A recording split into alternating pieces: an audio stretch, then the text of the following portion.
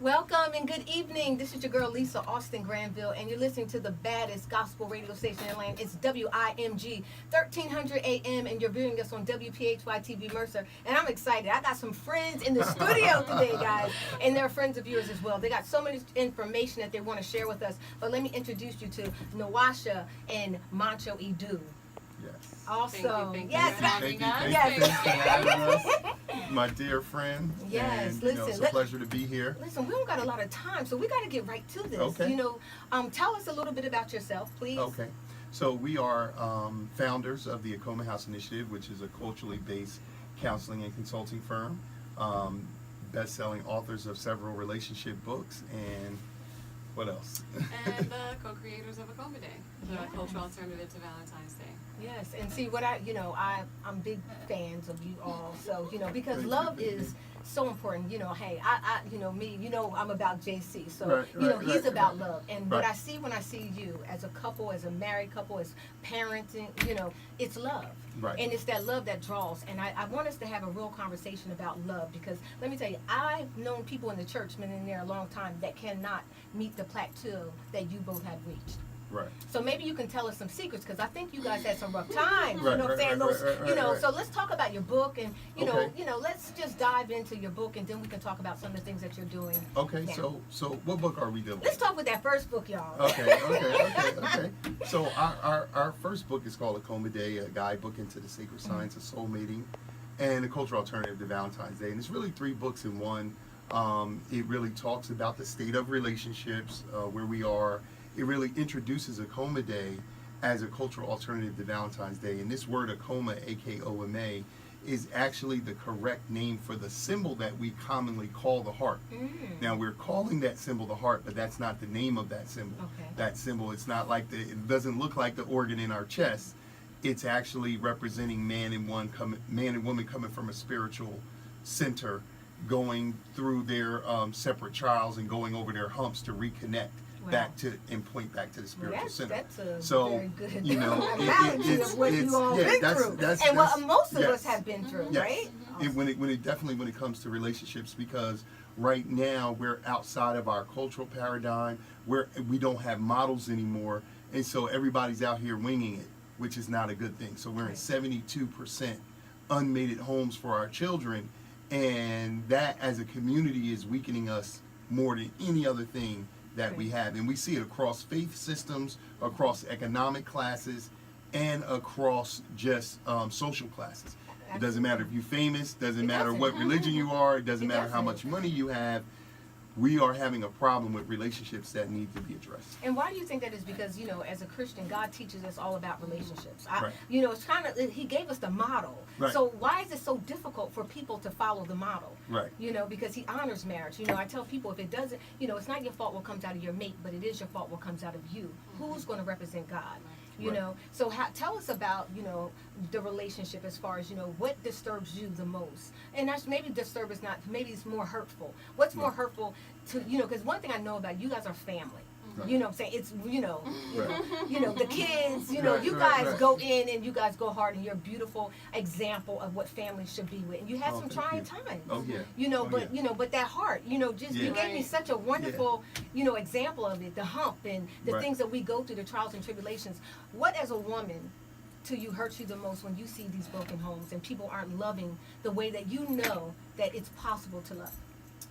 I think as a woman, what hurts me the most is that most women feel they are sacrificing themselves in some way. Most women feel they are loving when they're doing something for everybody else but themselves. And you really can't love like that. You can't live like that for too long. Right. But you surely can't love like that. So that hurts me the most, because I've done it. All of us have. And said, this is, before me. The children are before me. My husband is before me.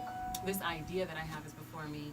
But I haven't taken care of myself. And I think that is what is across the board in every faith system, is no matter what you have laid out in front of you, when you are working with a book or the word, whatever that word is, it's sometimes not practical for you. It sometimes only exists in this bubble, or only exists inside the book. It only exists in your mind, but not necessarily in your heart in a way that you can make it practical. So when you have a roadmap and you're saying that this is what I believe in, this is what is laid out before me, I still haven't seen someone do it.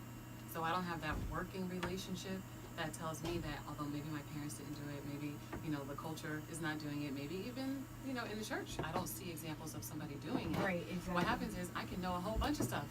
Just like we know what to eat, how to talk to someone in theory. Right. But when it comes to your everyday practice in your relationship, in your marriage, or with your children, you don't know how to make it real for you.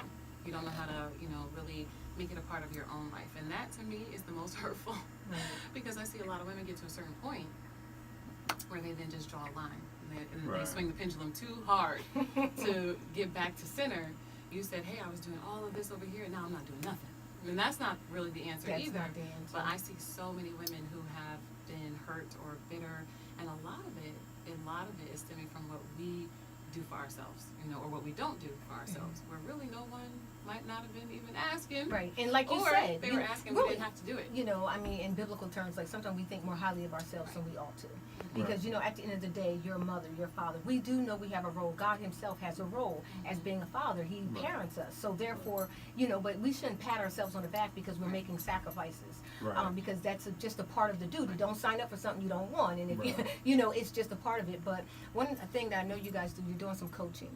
Right. Because you want people to get to this level. Yes, right? yes. I think the big thing that we miss is community, right? And so whatever vocation that you find yourself in, whatever you do for a living, you go get education and you find that community. Somehow, because we've lost culture, so when we look at our scriptural text, when we look at the Bible, what we're actually looking at is a cultural book. We're looking at from the first book, the first nation in there is Ethiopia, right?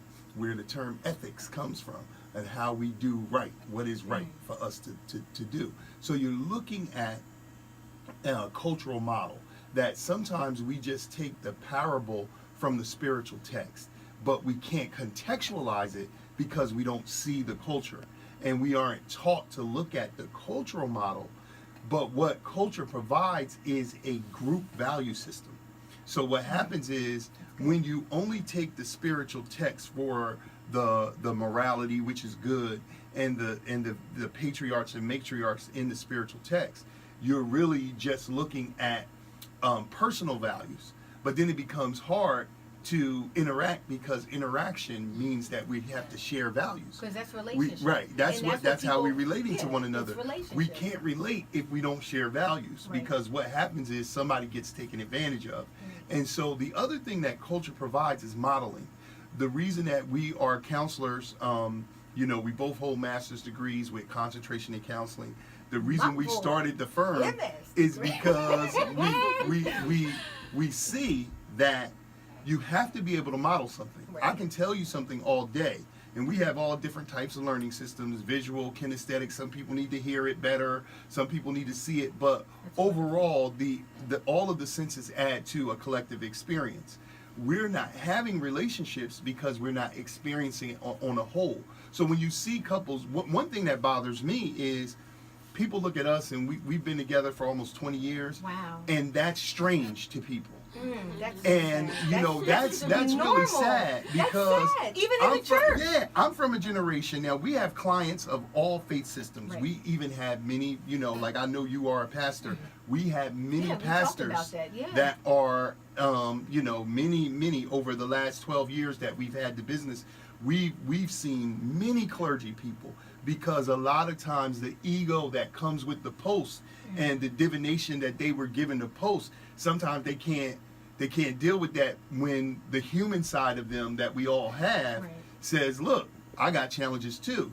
Now the other thing we see in the church and that we see in across all faiths is that the leaders of the flock have so much energy that they're dealing with all these spiritual and moral issues that they're dealing with. A lot of times they do not have the time, and sometimes they just don't have the expertise to really deal with the relationship dynamic. Right. So a lot of times in the past, many ministers in this area have come to us and said, look, I want you to come in, and I have about 15, 20 people over here that are dealing with relationships. I'm going to give them to you. Right. And I'll oversee what you're doing, to make sure you're in accordance with where we are as a group. but I need you to handle this because I'm over here dealing with that. And so we've been very grateful to have that experience. But what we've seen is that we're at 72% across all religions. Right. So that is telling me that unmated, Mm-hmm. not necessarily divorced, because now we're in generations where people are really fearful and adamant about not getting married. You know what I mean? Which is a new thing for us as a community here in America. That's really only 20, 30 years old, where people just, and what I see that's very disheartening, like Nwasha was saying, now you would find men before saying that, but now it's women saying it. Like, they don't want to get married. I'm not even thinking about marriage. Yeah. And what is very hurtful is they're still thinking about having children, and they're actually still having children. Wow. And so when you talk about that, patting yourself on the back, I look at that as we're not looking at the mercy of God. We're more selfish and self-centered, because marriage is not just about you. It is about your community. God put you here and gave you certain gifts to then give back tenfold to the community. Absolutely. When you're not doing that, you're really not. You're not You're not living your purpose the way God means. So what you actually doing is your own thing, but your ego is telling you, hey, I'm not stealing, I'm not doing this, I'm in my word, so I'm upright. It doesn't work but like that. actually, you're squandering the gifts. Yeah, you're squandering the gifts, and then also you're not being obedient. Right. You know, a lot of things that you said, ethics, morality, you know, but one of the biggest things is relationship. When you have a relationship with God, the Creator, then guess what? It's deeper than, you know, what people think. It's you become one with Him. So therefore, you know, what child doesn't receive their parents' mind of thinking, right? And then you want to definitely be able to, you know, say, hey, I want relationship, I want marriage. Look, you looking at someone who's been hurt, you know, and I'm like, you know, we had the conversation the other day. You know what I'm saying? Yeah, absolutely. And I'm like, well, maybe, you know, because that's what the devil wants. He was like, maybe he wants me to say, I'll never date again. That fear. I have fear. But the truth is that since I know who my relationship with is and my source is, I know that door is always open, and it's a potential. And matter of fact, He desires that for me. Right. You know, so, you know, so talk, you know, about the hurt. You know, we have about 2 minutes before we go on our break, and then we'll conclude when we come back. But, you know, about, you know, because people can't even get over infidelity. They can't get over, they have so much unforgiveness. Infidelity is a big issue. Yeah. I mean, it's hard to get over anything, you know, when you're really just saying you want to get over it. I don't think that you really get over anything in life. You kind of just, it's almost the opposite of a flower unfolding in a way. You take things into who you actually are. But if you're looking at relationships as character development and refinement, you never really get over anything. It just becomes a part of a lesson that you learned in order for you to set different boundaries, whether it's for yourself or for others. But this is how you are really becoming more and more of God. So when something happens and it's devastating, that's for you to have a signal, for you to take some, you know, awareness to what you either allowed, what you're accepting from somebody else, or what you have instigated yourself. But see, you said something that people don't want to hear: ownership.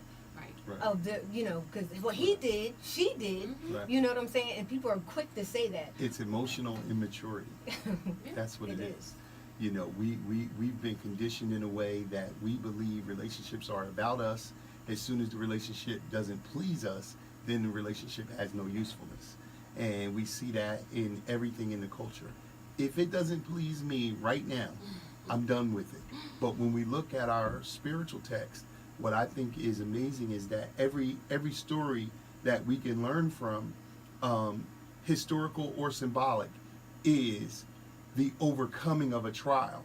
So we are in this, I don't want no drama, but the scripture tells us drama is what perfects you. And so there's a difference between drama and abuse. Persecution comes for the word's sake. Right. You know what I'm saying? So we should expect some things. But for some reason, people are like, that hurt.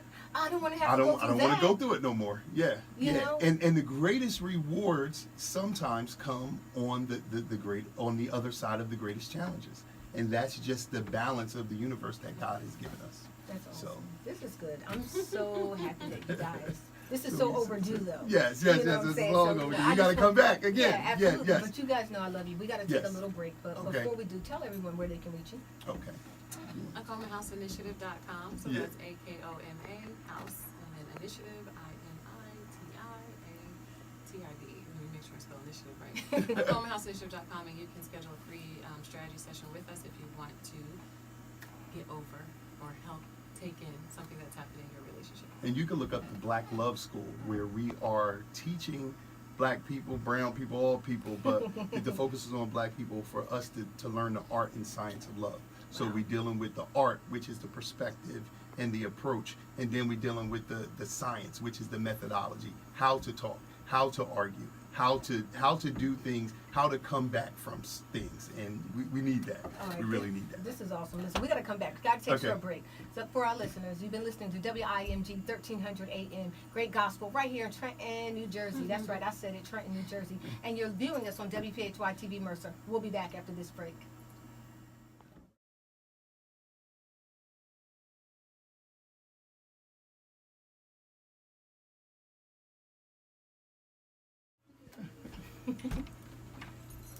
Welcome back. This is your girl, Lisa Austin Granville, and you're listening to WIMG 1300 AM, the greatest gospel show in the land. I can say it because it's so true, and you're viewing us on WPHY TV Mercer, and we're back in the studio with my friends. I mean, these are family. I can't even say friend, they're family. Yes, you know, this is my very dear friend, Montsho Edu and Nwasha Edu. So welcome back. Yes. Thank you. I love when I say that. I get it right, Yes. right? Because, you know, that kind of changed when we yeah, got, you know what I'm saying? It wasn't always that, y'all. So that's, you know, so in my head, I'm always thinking ninth grade. You feel me? 8th grade. But, you know, our love is deep for one Yes. another. And you guys, you Definitely. know, your love is deep, and it has blessed me tremendously. A lot of times people see you on Facebook, and even though they may not comment, they may not like it, trust me, you are making an impact. Oh, And that is so kind of you to say. it's the truth. Yeah. It's absolutely the truth. Hey, I'll be cheering y'all on. Ah, And you know, especially after the other book that came out. So let's get into that. Let's get into that book and let's talk about that. So our second book, we've been blessed. God has blessed us. We've had 3 best-selling books of the 4, and we got another one coming out. That's an all-star compilation. So I'm sure that's going to be a bestseller too. But our second book was called "You Are What You Cheat." And it's a guidebook. All of our books are subtitled guidebooks because we want to guide people into the power that God has supplanted in them. Amen. So it's called a guidebook into understanding and overcoming infidelity. And that is very important because infidelity becomes like this elephant in the room. Nobody wants to really talk about it because it's very difficult to overcome anything that you don't understand. So you have to have understanding in order to overcome. So, statistically, 7 out of 10 people have been touched by infidelity. So they have been touched as the cheater or the cheated, or they were in a relationship, a part of a family where they watched the dynamic go on with their parents. So 7 out of 10 of us, and one of my therapist friends always says, 7 out of 10, but 3 people is lying. So it's almost all of us that have been touched, but it's a very emotionally charged subject because it violates a person's worth. Yeah. And so people are like above all other relationship dynamics. This is the one that people are like, you cheat on me, I'll cut you. You know Right, what I right, mean? right. But we titled the book "You Are What You Cheat" because we saw through as therapists, but also through our study, is that cheating begins, or cheating is defined as when you deny yourself of the full expression of something that you want or feel that you need. So what happens is, Where are we going with this? Montsho? listen. So when you're in a relationship, right? When you're in a relationship and you're feeling that something is not being fulfilled, Right. there's many roads you could take.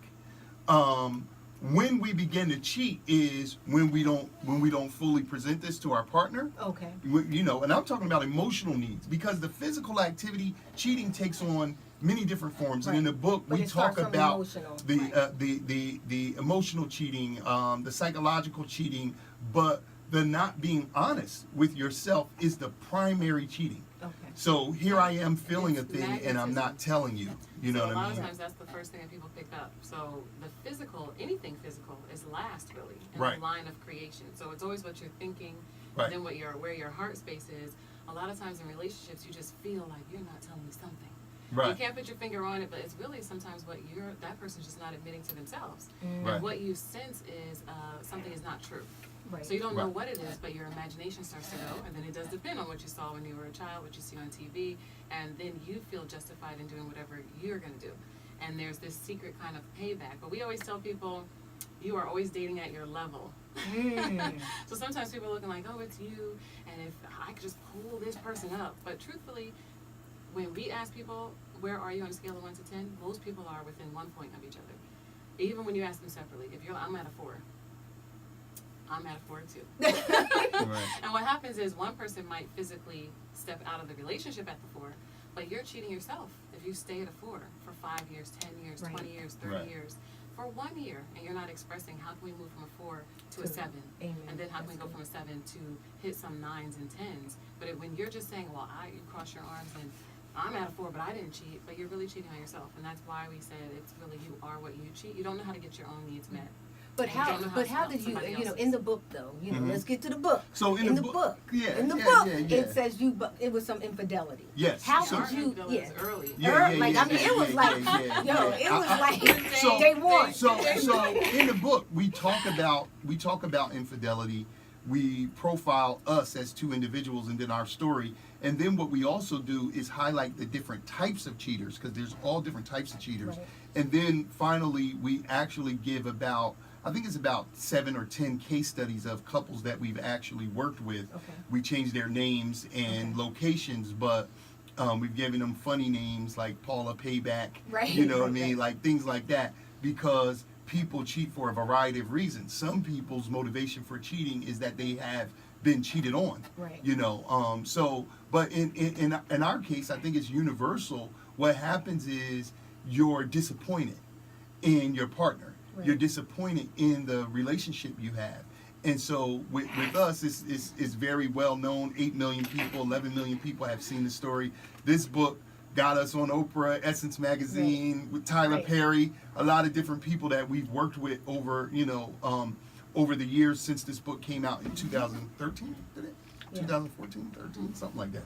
But Tell us the plot. it's one of the two. But you can find it out there on Amazon. But for us, what happened was we just we were getting married. So we had been together for 5 years, and we planned this elaborate wedding.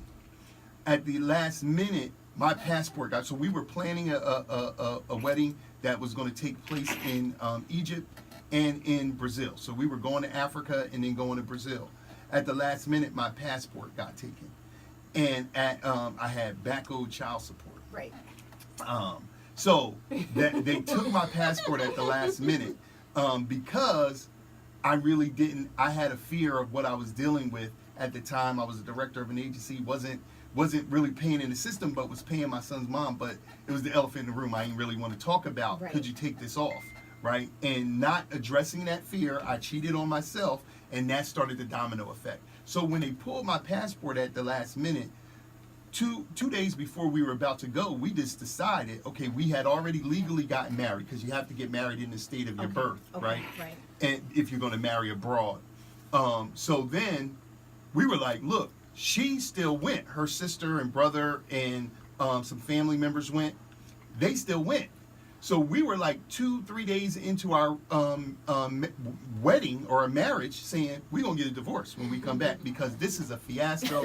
It is the Right. worst disappointment Right. ever. So we on the phone like, it's, you're going to be gone for about a month, but when you come back, it's over. You're going to be 2 weeks in Africa, you're going to be 2 weeks in Brazil, but it's going to be over. So it was like imploding on us. So what happened was our whole relationship, individually, we have been the people that like supported love and supported couples. Absolutely, I Then know when we you will. came together, we were that, and everybody's like, oh, we was in grad school together, like, we're going to start this counseling firm. But then when our actual nuptials happened, our greatest challenge happened. And then we didn't act right. We didn't So we didn't handle infidelity it well. let me So help with yeah. get there. So for me, I can speak for me, right? So for me, what I did was in the disappointment of that, I did what a lot of men do. I sought comfort. Right. And I called the Nets and was like, dusted look, off an old black book. look, I was like, look, It's I'm been going under through my it. bed for And 6 years, but I'm and it was dusted so off. bad, I tried a couple of people. And they was like, look, didn't you just get married? And I was like, yeah, but it's over. It's ending. And, we were still legally married. Right. And so, I went that route, and it set off a domino effect that then became, devastating. But she had her own story as well. I mean, I having the passport, not Montsho saying it as though the passport was taken. Right. But really, we were getting a passport for a year. Or I should say, he was getting a passport for a year. Right. And my cheating on myself was, hey, you should really go get the passport. Hey, I made you an appointment. Hey, I made you another appointment and you missed it. And then at the last minute, I was just like, this is a sign. This is divine intervention. This might as well be an annulment. And I was kind of saying, you know what, I'm not married. Because I felt, and this is that swing the pendulum too far, that I felt like I extended myself. I can't go take a picture for you and stand and take your passport picture for you. You don't want to do this, you don't want to get married. But those are absolutes that are not necessarily true. Right. But that's what I did to justify myself, to say, hey, I'm not married. As far as I'm concerned, if I would have known that you weren't going to get this passport, we wouldn't have done the wedding a couple of days before. So we found out when he's saying, like, at the last minute, that's not even an exaggeration. We got married on a Thursday. We got married on a Wednesday. It was, Wednesday. And then on Thursday, he did not get the passport, and we were leaving on Sunday.